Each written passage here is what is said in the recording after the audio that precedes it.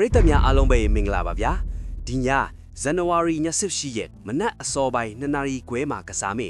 ဒေါ်မွန်နဲ့အင်တာမီလန်တို့ရဲ့ချန်ပီယံလိကွဲစဉ်အတွက်ပွဲကြို3သက်ချက်ကိုတင်ဆက်ပေးလိုက်ပါတယ်ကျွန်တော်ရဲ့ Facebook, YouTube, TikTok လေးတွေကို subscribe and follow လုပ်ထားဖို့မမေ့နဲ့ဦးနော်နောက်ပြီး Telegram မှာ direct live လွှင့်ပေးမှာမို့လို့ကျွန်တော် Telegram ကိုဝင် join ထားပေးကြပါဦးညာကဲအခုပဲစလိုက်ကြရအောင်ဒီပွဲကိုတော့ဂျာမနီမြေကဒေါ်မွန်ရဲ့အင်ကွင်း Signal Iduna Park မှာရှင်ပြိုင်သွားမှာပါအဝါရောင်တတိုင်းကြီးရဲ့အာမန်နဲ့အီတလီမြေကကြစ်လျက်တဲ့နီးပြူဟာတို့ထိတ်ကြိုက်တွေ့မယ်တကယ့်ကိုရင်ခုန်စရာပွဲကြီးပွဲကောင်းပါပဲအင်ရှင်ဒေါ်မွန်ကတော့အင်ကွင်းမှာဆိုရင်အမြဲတမ်းကြောက်စရာကောင်းတဲ့အထင်ပါသူတို့ရဲ့ကစားဟန်ကမြန်ဆန်ပြီးတောင်ပန်ဒီကိုအထုံးချကပြိုင်ဘက်ကိုအဆက်မပြတ်ဖိအားပေးလိရှိပါတယ်အင်တာမီလန်ကတော့အီတလီစတိုင်အတိုင်းခံစစ်ကနေတိုက်စစ်ကိုကူးပြောင်းတဲ့နေရာမှာအလွန်လျင်မြန်ပြီးပွဲကိုစိတ်ရှည်လက်ရှည်ထိန်းချုပ်တတ်တဲ့စနစ်ကျတဲ့အတင်းချပါတယ်ဗျာလူစရင်ပိုင်းကိုကြည့်ရအောင်ဒေါ်မွန်အတရာသတင်းကောင်းကတော့ဂိုးသွင်းရှင်ဆာဟုဂီရာစီကြန့်ခိုင်မှုပြေဝနေတာပါဒါပေမဲ့ကွင်းလေလူဂျူလီယန်ဘရန့်ကတော့ပါဝင်ဖို့50-50ပဲရှိပါသေးတယ်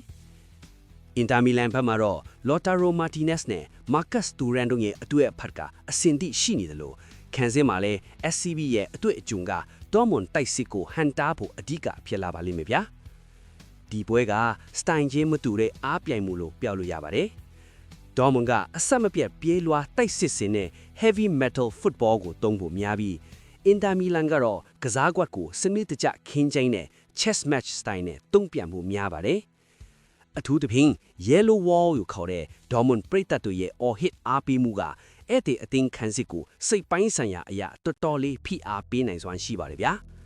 အခုအချိန်မှာအုပ်စုတွင်အမှတ်ကွာခြားချက်ကအရင်ကက်နီးကကြောင့်ဒီပွဲမှာနိုင်တဲ့အသင်းကနောက်တစ်ဆင့်တက်ဖို့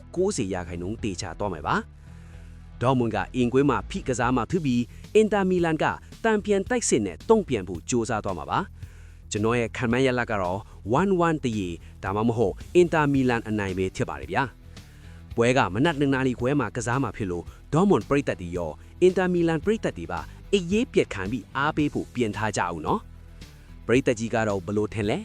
အဝါရောင်တကိုင်းကြီးကပဲအနိုင်ရမလားဒါမှမဟုတ်အင်တာမီလန်ကပဲဒေါ်မွန်ရဲ့အင်ကွင်းမာဂွန်ကိုဖြစ်စီသွားမလားကော်မန့်မှာခံမှန်းပေးခဲ့ကြပါအောင်ပတ်စင်အားကစားတလင်းတွေတင်ဆက်ပေးမှာမို့လို့ MMA Sport Play မြန်မာကို follow လုပ်ထားဖို့မမေ့နဲ့အောင်နော် Telegram မှာ live လွှင့်ပေးမှာမို့လို့ကျွန်တော် Telegram ကိုဝင် join ထားပေးကြပါအောင်ဗျာ